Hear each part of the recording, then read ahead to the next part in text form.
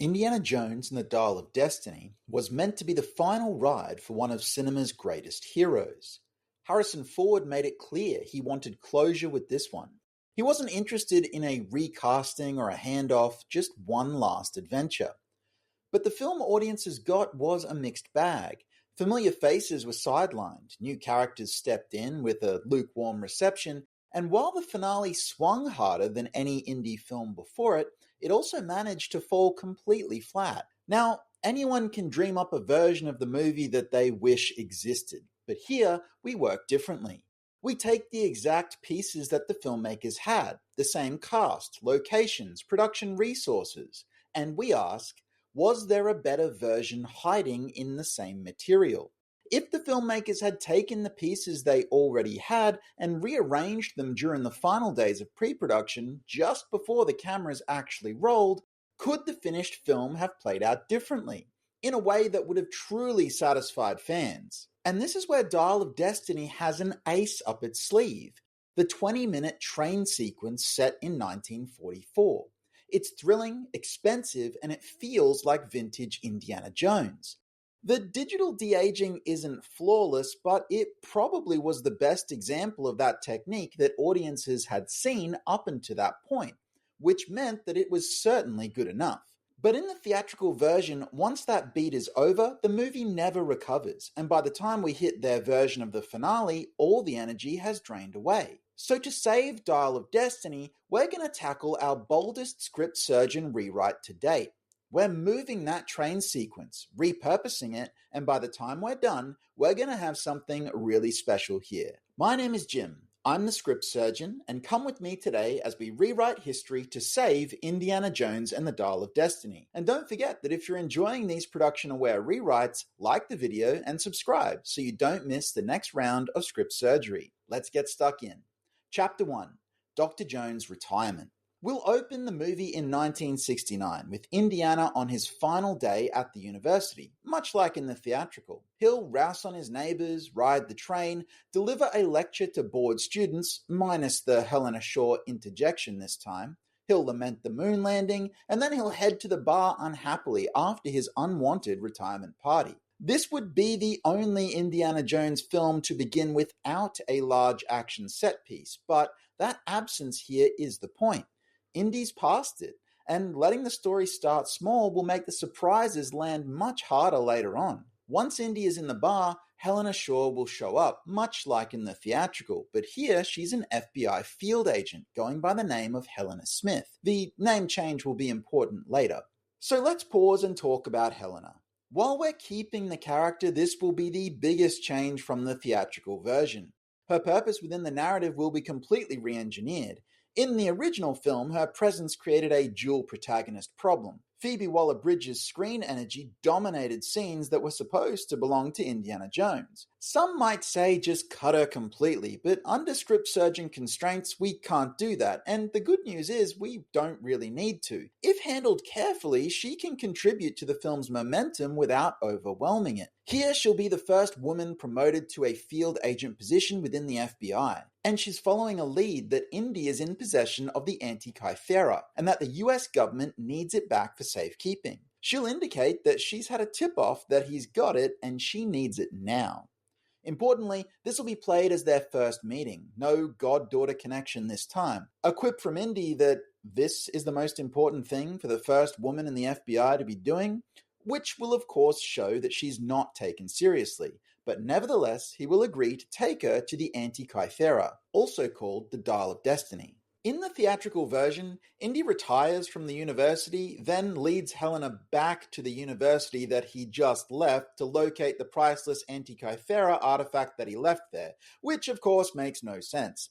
Here instead, he leads her to a rented storage unit filled with older artifacts from his adventures over the years. Indy will uncover the full Dial of Destiny, not half of it like it was in the theatrical. As he pulls out the dial, Dr. Voller and his henchman Kleber will enter, and Helena will register annoyance as they were supposed to wait for her to deliver the dial to them. Indy will now distrust all of them as he clearly recognizes Voller. Without the train sequence, the audience won't know their connection yet, but it will of course be revealed later in the story. Voller's presence now explains to Indy where Helena's tip-off came from, and Jones indicates it's been a long time, to which Helena will say, "Yes, a very long time, Dr. Jones, and Dr. Voller has been very helpful to our government since the war." Indiana will say, "Operation Paperclip, I'd heard rumors." Voller will be casually consulting a small black notebook which Jones notices keenly at this time, but Voller soon tucks it carefully into his jacket pocket.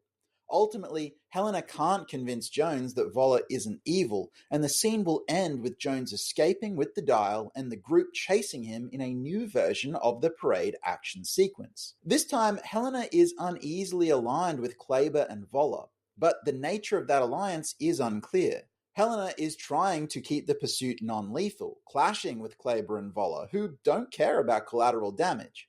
In the end, Indy will escape and board a plane for Tangiers, Morocco. Chapter 2.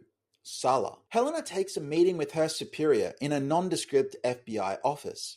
She's getting chastised for the mess that she made of the parade. We'll reuse the casting of the government agent with crutches who briefly appears in the theatrical version, and here we'll call him Dillinger. It's revealed that Voller was responsible for helping NASA put a man on the moon, and as thanks, the president has lent him resources to conduct a search for some artifact. But Helena is to watch him, and if Voller hasn't found it within a week, she has the authority to call it all off. It will also be revealed that Helena requested this seemingly unimportant assignment, but Dillinger won't know why, and she's not saying. Dillinger will say cryptically, he might have helped put a man on the moon, but before that, well, Voller's a Nazi, you know.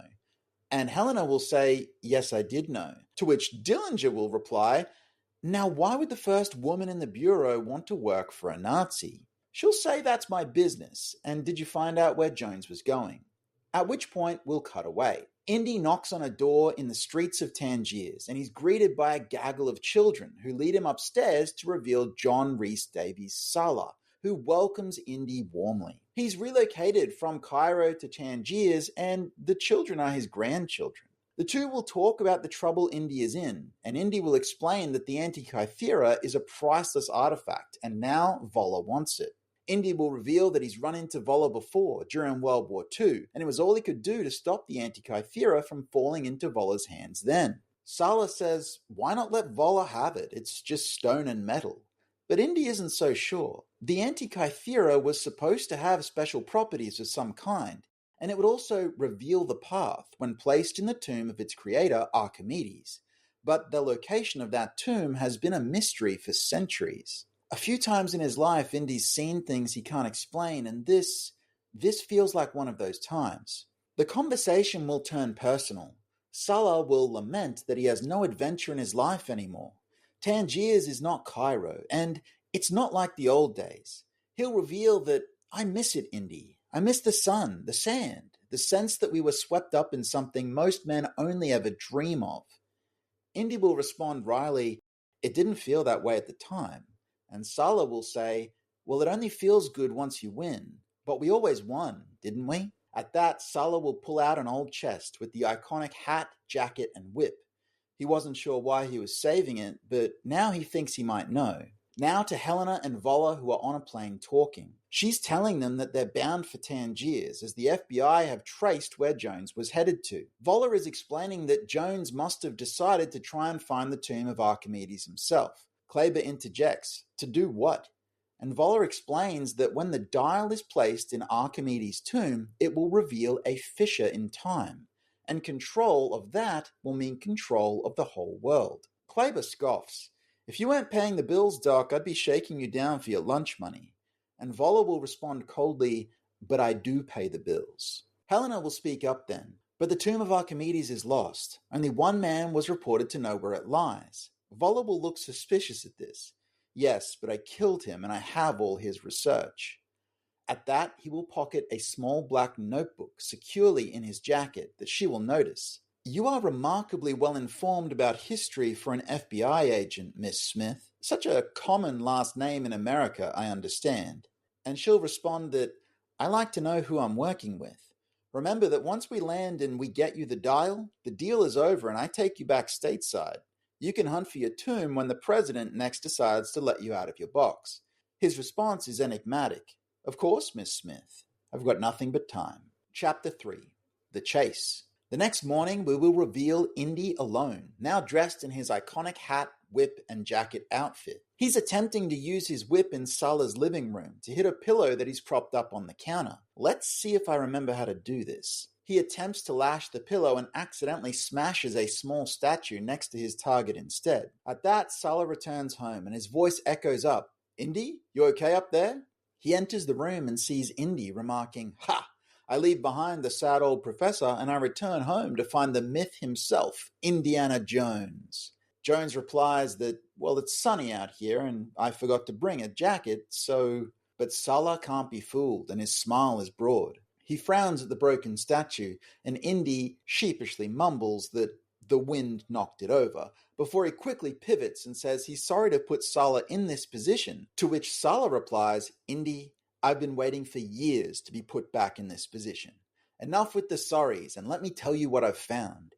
He goes on to say cryptically that it took his contact all night, but the job is done, and he hands Indy a small object wrapped in cloth to put in his satchel. Indy asks if Sallah's family got away okay, and he confirms that they're at his sister's. Indy tells Sallah that he'd better go too, but Sallah says, "Not on your life, Dr. Jones." At that moment, the door is burst open, and Volla, Helena, and Kleber enter, with Vola's henchmen as well, shooting up the place, and Helena yelling, "No guns, we talked about this." But Kleber replies, "No, you talked about it." Soon the house is in disarray, and Indy and Sallah escape out the back and scramble into Sallah's tuk-tuk. "My brother-in-law's. He won't mind if we borrow it." From here, we'll start our version of the tuk-tuk chase, but this time it begins with Sallah and Indy seemingly attempting to escape. Indy's satchel is the object of the villain's attention. There'll be many vehicle transfers and action throughout the chase, but in the end, Volla will have Indy's satchel and Jones and Sallah will in contrast escape to a waiting boat. Antonio Banderas' character Ronaldo will be the boat operator, and he'll excitedly ask, "Did you get it?" And Jones will produce Vola's black notepad. "Got it." Volla will then realize he has lost his small black notepad. However, he'll be more excited that he's found the dial at last. Helena will be the one to grab it and throw it onto the ground, smashing it instantly and revealing it to be plaster. "A fake," she announces. We'll reveal that Ronaldo had the real dial on his boat, making the whole chase a big part of a daring setup by Jones and Sallah in a bid to get that notebook. Volla will be upset but determined. We're not out of it yet. He still has to get to the tomb. Chapter 4. The Past. We'll return to Indy, Sallah, and Ronaldo on the boat. Ronaldo will be setting up his son Teddy at the wheel of the boat. This is a reused casting from the theatrical, but in a completely reimagined capacity. Ronaldo will join Sallah and Indy in the boat interior as night falls, and they'll continue to plunge ahead into the darkness. Ronaldo will tell them that Teddy is following the course that Indy set, but where does it lead? Indy will say that it's time to tell them a story. Here, we will have Indy recount the events of the night of the train sequence from 1944. We will intersperse very small flashbacks as B-roll here, but we'll hold back on the full sequence itself, revealing it more fully later in our narrative. Indy will explain that in 1944, he and a British agent named Basil Shaw were attempting to retake key artifacts that Hitler had stolen over the course of the war. They were captured soon after boarding the train, and it was there that Indy first met Volla. And Indy admits quietly, "Volla shot Baz before I could stop him." Volla was attempting to return the dial to Hitler to win favor. Indy will reveal here that Volla believes the dial has a key ability to open a fissure in time and space for any time set by the dial for exactly 1 hour. Ronaldo will ask, what good would 1 hour do? And Indy will answer, for someone like Hitler, 1 hour at the right time could change the course of the war. He thought Volla was dead until he showed up 2 days ago, again looking for the dial. The notebook has all of Volla's research of the dial, including where he thinks the lost tomb of Archimedes is. Sallah wonders, why don't we just destroy the dial? Then we won't have to worry about Volla. But Indy will say that the dial is just a mechanism. It's complex, but it could be rebuilt. The key is to sabotage the tomb of Archimedes, so that the dial can never be used, regardless of whether or not it's this one or a rebuilt version. Indy consults the book and says that the coordinates he's given Teddy should put them right above the temple, at which Sallah will be confused. Above the temple? And Indy will say, I hope you've got your dive gear, Ronaldo, because we're going to get wet. Chapter 5. Helena. Now to another larger boat that clearly has dive equipment and several more military-style henchmen on it, as well as Helena, Volla, and Kleber. Volla will reveal that he had long ago memorized the coordinates to Archimedes' tomb, so they won't be far behind Jones. Helena will ask where all these extra men come from, and Volla will reveal that these are my men. They've been loyal since the war. She'll notice the distinct Nazi uniforms and armbands being broken out and donned, and then Helena will uncertainly remind Volla that she's to take him back to the US once he has the dial. And Volla will deflect. It's time for you to make a choice, Miss Smith. You can be part of the greatest undertaking in history, or you can be a footnote in someone else's story. She seems determined, but also ambiguous. I'm coming with you. And he responds, good. We might have use of your unique skills. We'll cut now to Teddy, who is seemingly alone on his darkened boat, and he will notice suddenly the Nazi boat approaching. He'll quickly duck down, scared, hoping to stay hidden from the Nazis. Then the Nazi boat will anchor close by, and will return to Volla and Kleber. Get the dive team ready. We leave in half an hour. At which point, we'll see the other side of the boat where Helena, in full scuba gear, pitches off the side into the water unnoticed.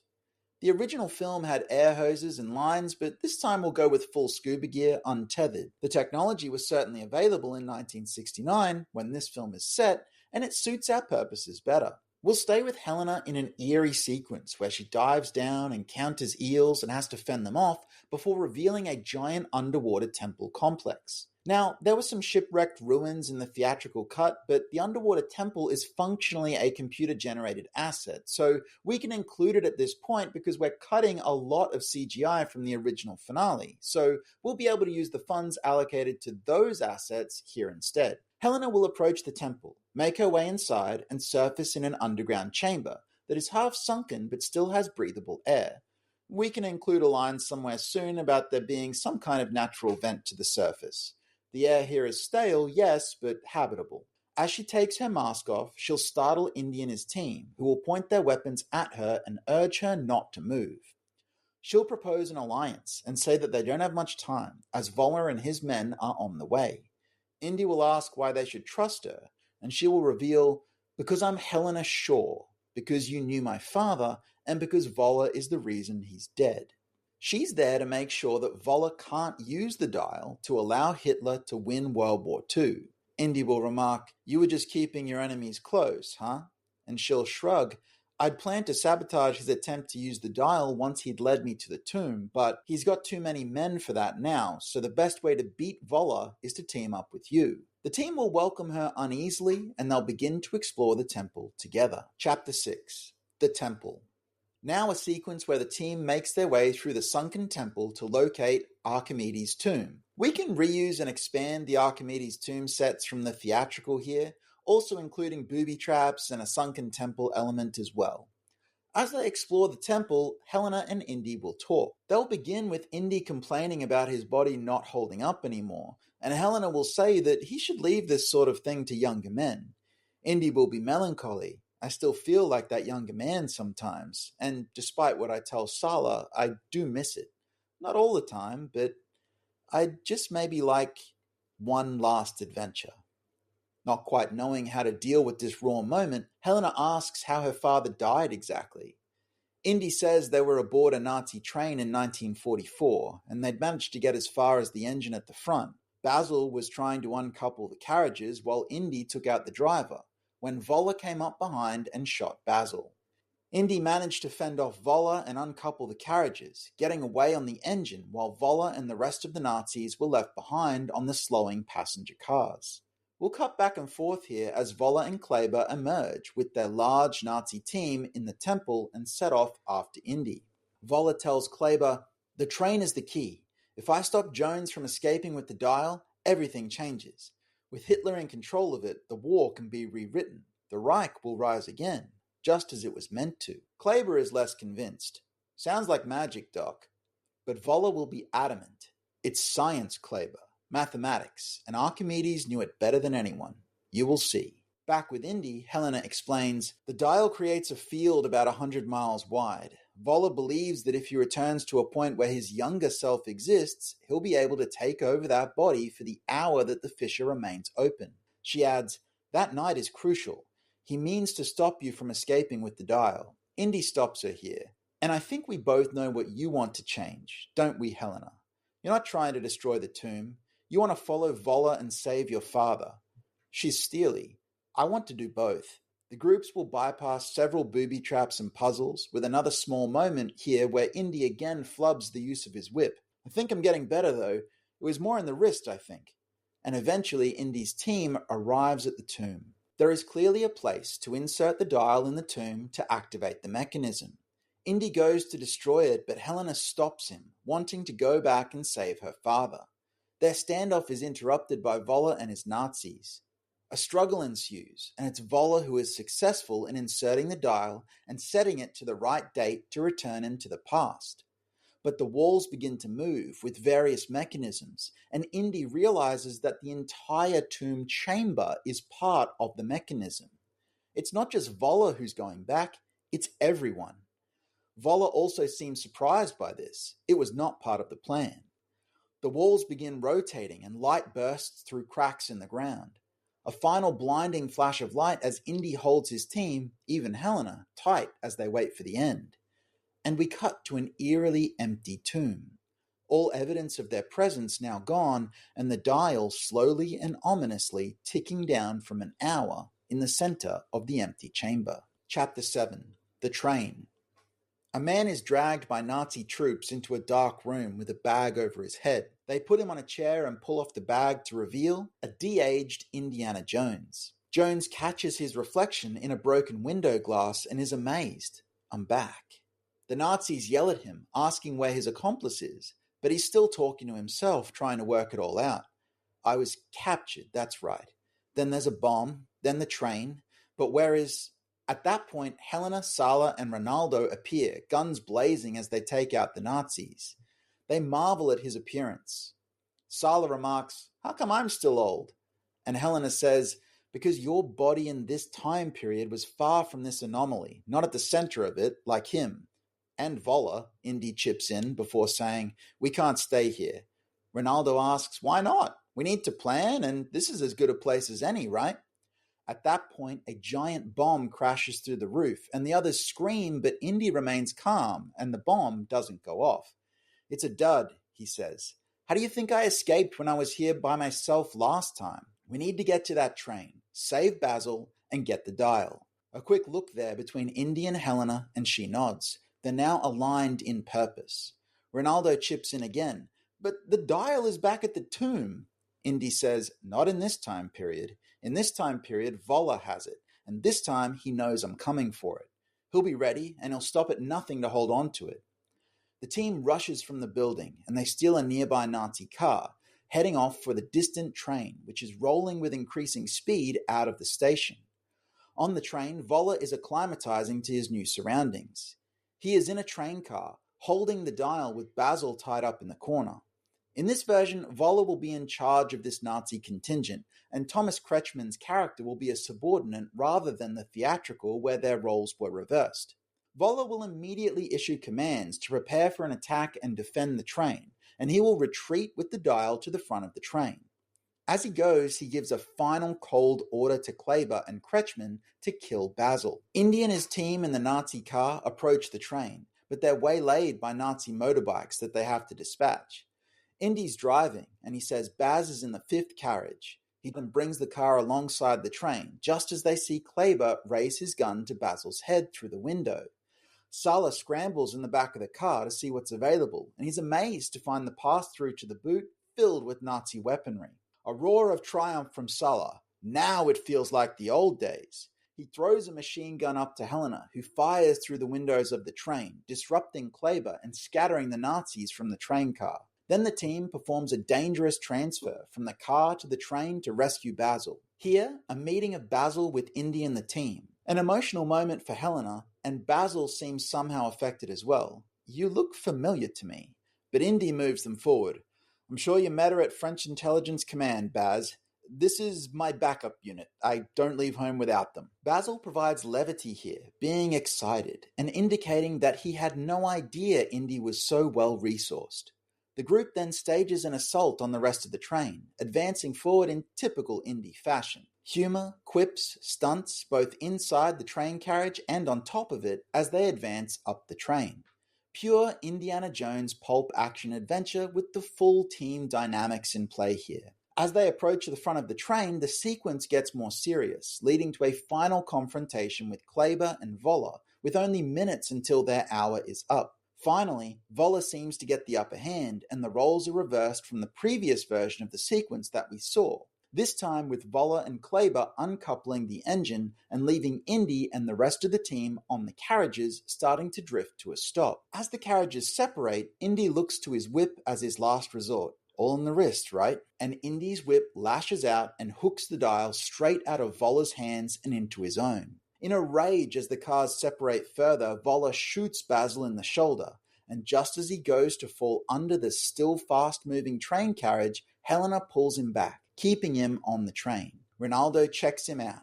Straight shot. I think you'll make it. While this is happening, Indy is scrambling to write something on his hand. The cracks between the train carriage begin to light up, and within moments a blinding flash of light occurs. Indy blinks, suddenly alone with the wounded Basil and clearly uncertain of what just happened and how he got here. He sees the writing on his hand, which says Archimedes' tomb, with coordinates and the word danger. Then we cut hard. Chapter 8. Epilogue. Indy wakes up in his apartment, in a mirror to the start of the film. It's the same day as the start of the movie, the day of the moon landing and his retirement, but the parade has already happened and it's now the afternoon. He's napping in his chair. He's puzzled. How did he get there? Then Marion enters, looking lovingly at him. No hint of the separation noticed from the start of the original theatrical. She says, "Wake up, sleepyhead. Your retirement party's about to begin. Everyone will be here any minute." Still puzzled, the door swings open, and Mutt Williams, Indy's son, walks in alive and well, not dead like was indicated at the start of the movie. Indy embraces him warmly, and Mutt is clearly surprised.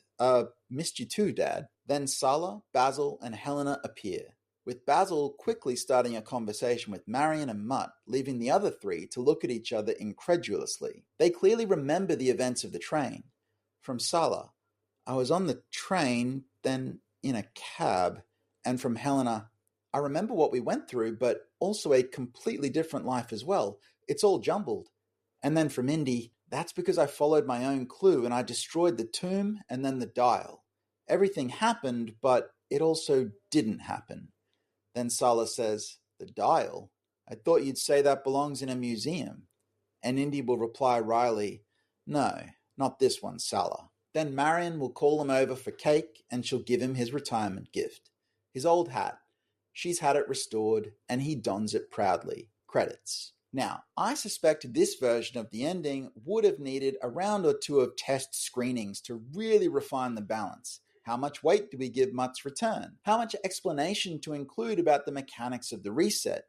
These are the kinds of choices that an audience will quickly tell you if you've over or under explained. What I've given you here is a strong first pass, but it's the kind of epilogue where fine-tuning would matter enormously. Chapter 9. Constraints and Compromises. The biggest change I made was to completely retool the 1944 train sequence and reuse it as the finale. The underwhelming time travel back to ancient Sicily, where Indy gets punched in the face and knocked out, is gone. In its place, the film's best action sequence is positioned at the end of both the movie and the franchise. Honestly, until I landed on this choice, I wasn't really interested in doing this rewrite. But once I did, the project picked up steam and started to become something I was genuinely excited about. We also had to rehabilitate the supporting cast. That meant a complete overhaul of Helena Shaw so that she no longer overwhelms Indy as the main character. We also beefed up the sidekick roles of Ronaldo and Sallah, helping to give Indy a real team around him. Of course, this meant Teddy was downgraded.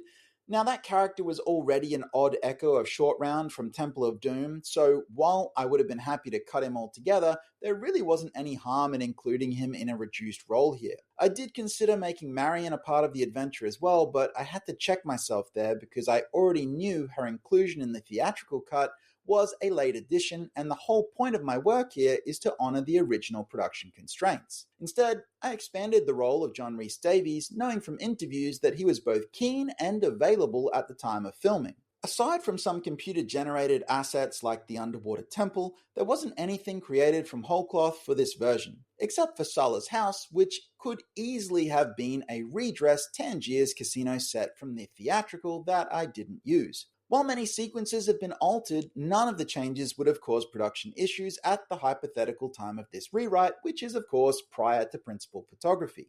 At the end of the day, I was trying to honor Indiana Jones, give the franchise a real finale, and reframe Helena Shaw in a more appropriate role.